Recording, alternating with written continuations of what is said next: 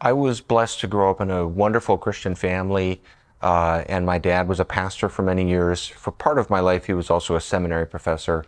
And one of the things I appreciated about both my dad and my mom is just the spirit of openness and freedom that we had.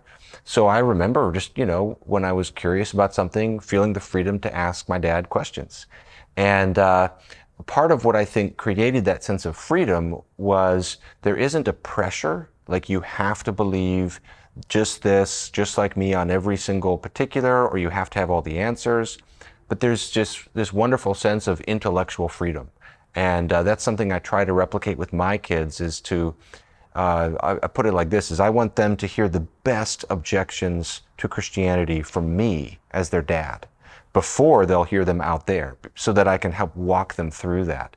So that's something that perhaps as parents we can think about is how do I create an environment of invitation and openness with our kids that they'll feel free to come and ask us when they have a question. And also then how can we even initiate those conversations so that we're preparing them so that when they hear that objection in the college classroom or in some scene of life, it won't be the first time that they've heard it.